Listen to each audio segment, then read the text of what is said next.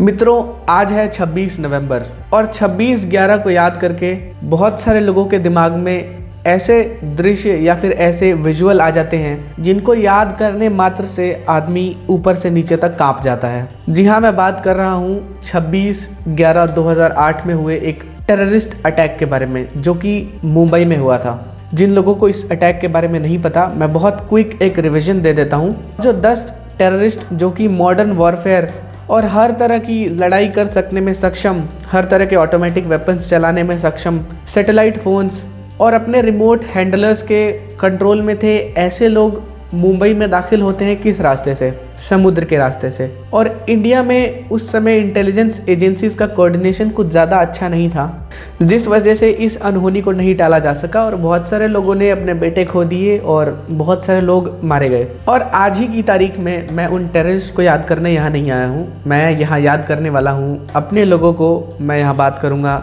अपने बांधवों के बारे में, अपने भाइयों के बारे में, जिन्होंने इस लड़ाई में, इस युद्ध में सुप्रीम सेक्रीफाइस दिया।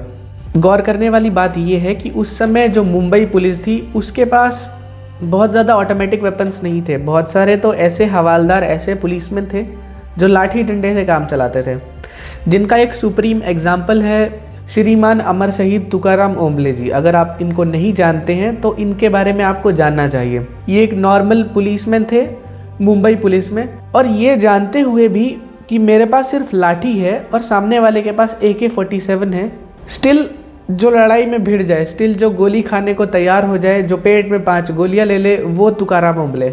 ऐसे लोग मुंबई का चेहरा कभी नहीं बन सकते, जो भाषा के ऊपर दूसरे स्टेट से आए हुए अपने ही भाई बंधुओं को मारते हैं या फिर वायलेंस करते हैं। मुंबई का चेहरा हमेशा से ऐसे लोग रहे जिन्होंने बलिदान दिया, जैसे कि श्रीमान अमर शहीद तुकाराम ओम्बले जी, महाराष्ट्र की नींव रखने वाले, अपने शिवाजी महाराज जैसे राजा।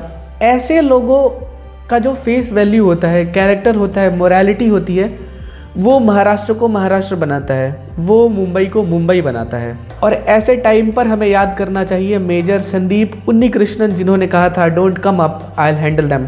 इस एक अकेले सेंटेंस में ही इतनी ज़्यादा सेक्रीफाइस और वीरता है कि इसको सुन लेने से ही आदमी के रोंगटे खड़े हो जाते हैं। उस समय का सिचुएशन आप इमेजिन कीजिए। ताज होटल, कई सारे कैफ़ेज़, इसके अलावा ताज होटल्स में कितने सारे कमरे हैं, कितने सारे सिविलियन लोग थे उस टाइम पे। स्टिल इस अटैक को होने का मेन रीज़न ये था कि एजेंसीज, जो सिक्योरिटी एजेंसी होती हैं, उनमें ठीक ठाक कोऑर्डिनेशन नहीं था। दूसरा, दिल्ली से NSG को बुलाया गया। NSG मतलब नेशनल सिक्योरिटी गार्ड्स। समय लग गया दिल्ली से मुंबई पहुँचने में, लेकिन ऐसे लोग भी थे मुंबई पुलिस में जिन्होंने नहीं सोचा, अपना सुप्रीम सेक्रीफाइस दिया। और अब मैं कुछ ऐसे लोगों का नाम लेने वाला हूँ जो कि नोन है, जिन्होंने सेक्रीफाइस किया, और कुछ एक नाम ऐसे हैं जो मुझसे छूट जाएंगे, आपसे छूट जाएंगे, और वो लोग एक गुमनाम अमर शहीद बन करके रह जाएंगे। पर मैं उनके सेक्रीफाइस को भी वैसी श्रद्धांजलि देता हूँ। और अब मैं कुछ एक मुख्य नाम आपके सामने लेने वाला हूँ। तो कौशिक दूत और द हर्ष रिपोर्ट की कोलैबोरेटिव वीडियो है ये, और हम मिलकर श्रद्धांजलि देते हैं उस समय के तत्कालीन ATS चीफ को, श्रीमान अमर शहीद हेमंत करकरे जी।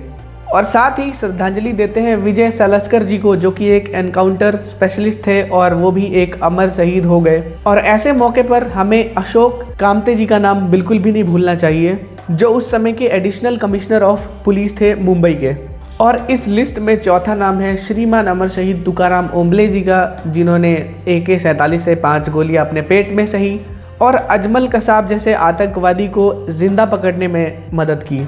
और इस टेररिस्ट अटैक में मुंबई पुलिस के अलावा NSG के जवानों ने भी बलिदान दिया, जिनमें मुख्य नाम है श्रीमान मेजर संदीप उन्नीकृष्णन जी का, constable Gajendra Singh beast, national security guard.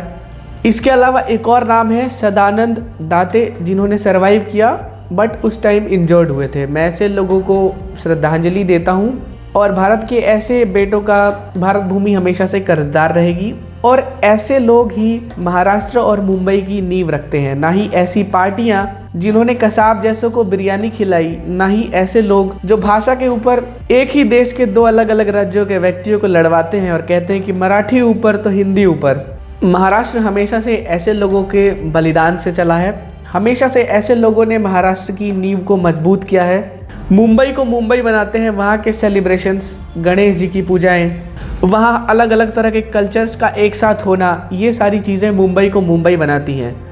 और एक बात याद रखिए, अगर आप भी मुंबई में हैं और भाषा की वजह से किसी और से लड़ते हैं या फिर किसी दूसरे राज्य से आए हुए अपने ही भाई को मारते हैं, तो एक बात याद रखिए, मुंबई को सपनों का नगर कहा गया। मुंबई कभी भी भाषाओं का नगर नहीं था। और उदार दिल के बनिए, अनेकता में एकता का एग्जाम्पल पेश कीजिए, अपने ही भाई बांधवों पर वायलेंस मत कीजिए। और जिन शहीदों का मैंने नाम लिया, ये एक इंस्पिरेशन साबित होंगे आने वाली कई पीढ़ियों, कई नस्लों तक। आज की कोलैबोरेटिव रिपोर्ट को देखने के लिए आपको बहुत बहुत धन्यवाद। मैं कौशिक दूत और द हार्श रिपोर्ट की तरफ से आपका बहुत बहुत आभार व्यक्त करता हूँ और मैं उम्मीद करता हूँ कि आप मेरी कही हुई सारी बातों से सहमत हैं, अन्यथा कमेंट बॉक्स आपके लिए हमेशा खुला है। मैं हूँ आपका होस्ट हर्ष उपाध्याय।